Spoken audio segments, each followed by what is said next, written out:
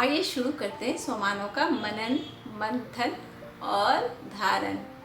अभी सोमानों की चर्चा करेंगे और उसकी गहराई में जाने की कोशिश करेंगे। ऐसे तो सोमानों की बहुत गहराई होती है, उसके लिए बहुत मेहनत लगती है, लेकिन हम तभी भी कोशिश करते हैं कि थोड़ी थोड़ी सोमानों की जो गहराई है उसको समझें। तो पहला जो सोमान है, मैं आत्मा ज्ञान रत्नों को दान करने वाली हूँ। आप सोचो, ज्ञान रत्न आप दान कैसे करोगे जब आपके पास खुद ब खुद भरा हुआ खजाना होगा। जब आपके पास भरपूर खजाना होगा तभी तो आप दान कर पाओगे। कोई चीज़ हमारे पास होती है तभी हम दान कर पाते हैं या दूसरों को दे पाते हैं। अगर हमारे पास नहीं होंगे तो हम कैसे देंगे। तो पहले तो खुद धारण करना है, सोमानों को खुद अपने जीवन में धारण करना है, उसके बाद फिर लोगों को भी दान करना है। कहते हैं बाबा कि विस्मृति में भी सोमानों का ध्यान होना चाहिए, क्योंकि एक स्मृति होती है, एक विस्मृति होती है। स्मृति में तो बहुत सारी चीज़ें हमें प्रत्यक्ष नजर आती है, लेकिन विस्मृति ऐसी होती है जो हमारे पूर्व जन्मों का कर्म हो गया या इस जन्म में भी कुछ ऐसी बातें होती है जो हमें याद नहीं रहती है, लेकिन कभी कभार अचानक से अपना प्रभाव छोड़ जाती है, जिसे हम सब कॉन्शियस माइंड भी कहते हैं। वह हमारे अवचेतन मन में कहाँ पड़ी होती है हमें खुद नहीं पता होता है। सिचुएशन, परिस्थिति कुछ आती है और वह अपना प्रभाव छोड़ देती है। तो विस्मृति में भी सोमानों का हमें ज्ञान होना चाहिए। तो सोमानों का जितना मनन करेंगे, जितना मंथन करेंगे, जितना कोशिश करेंगे धारण करने की, बहुत मेहनत लगती है। सोमानों को धारण करने का मतलब है कि बाबा के करीब होना, क्योंकि बाबा हमें सोमान देते हैं ना, भगवान देते हैं।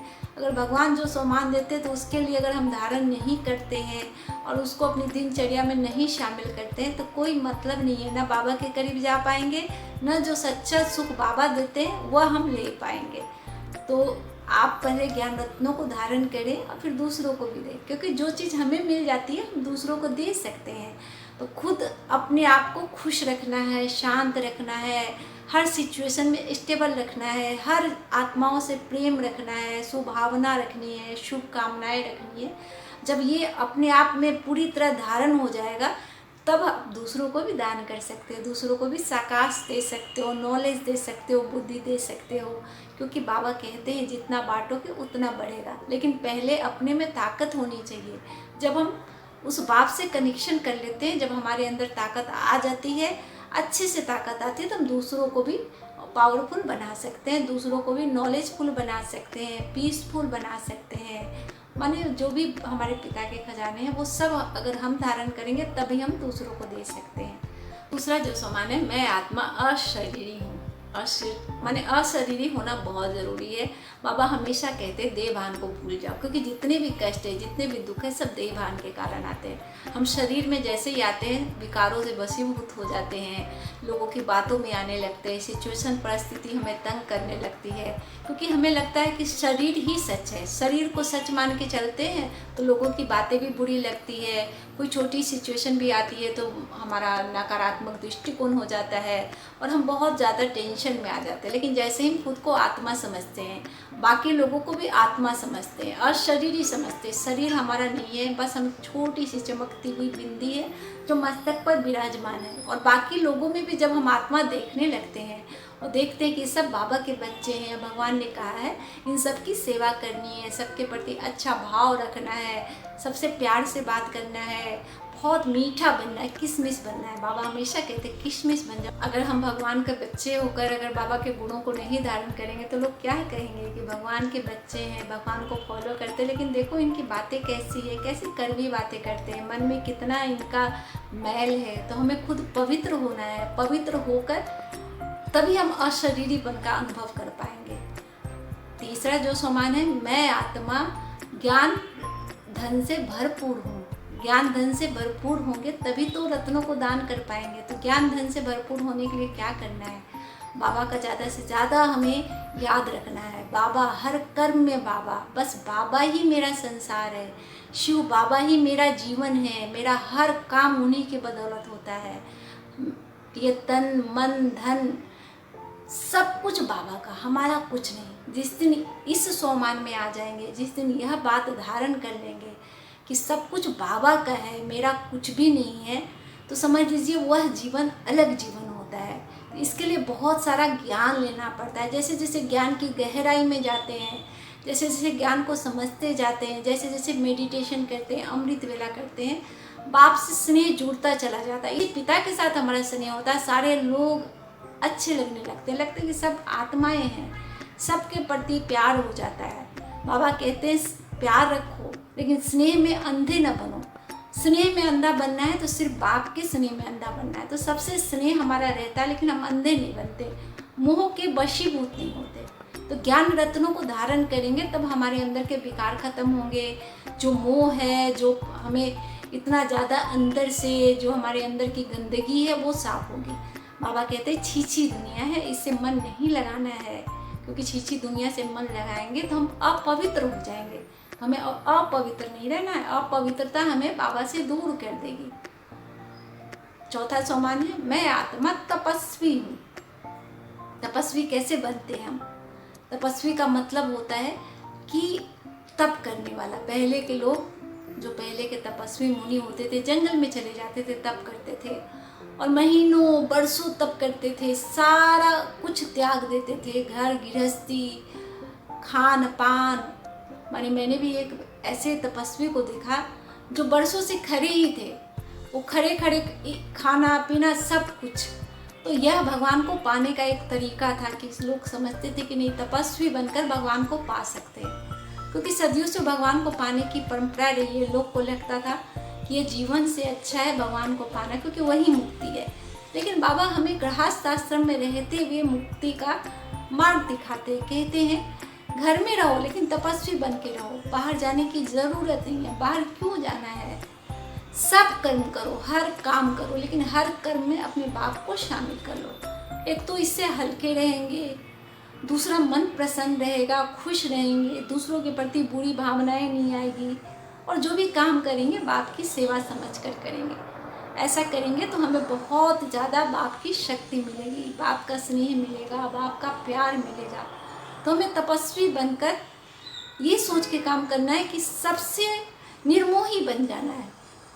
निर्मोही का मतलब है कर्म सारे करने, सबसे रिश्ते निभाने हैं, लेकिन स्नेह सिर्फ बाबा से हो।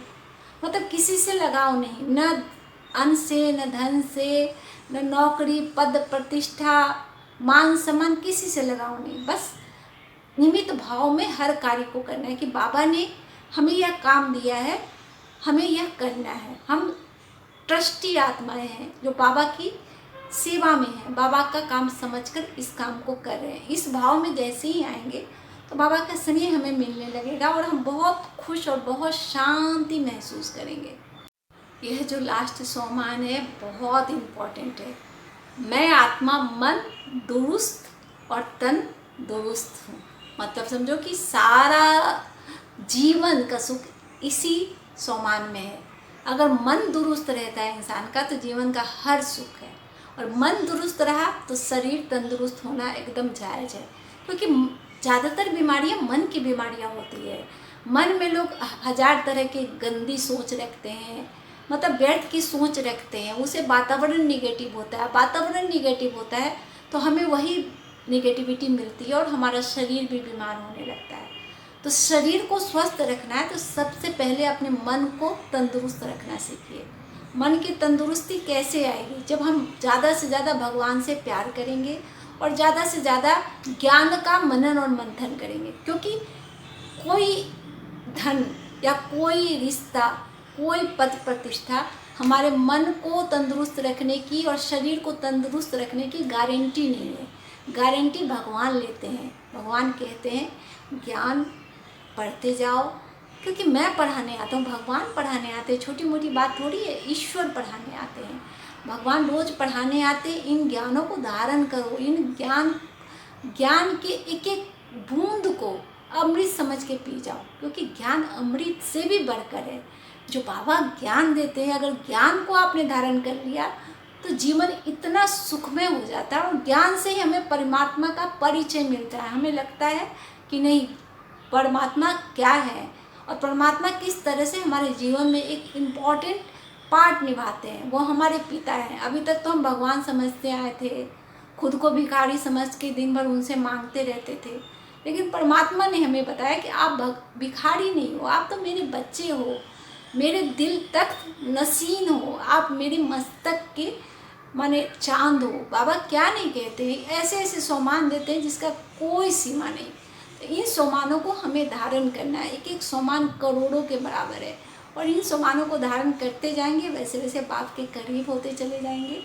जीवन सुख में हो जाएगा, मन तंदुरुस्त, शरीर तंदुरुस्त, लोग खुश, और प्रतिष्ठा, पद, ये सब तो खुद अपने आप आ जाते हैं। तरक्की अपने आप आ जाती है, धन अपने आप हो जाता है, क्योंकि मन तंदुरुस्त रहता है तो काम करने की क्षमता बढ़ जाती है, काम करने की क्षमता बढ़ती है हमारी, और समय का बचत होने लगता है तो हम बहुत काम कर लेते हैं।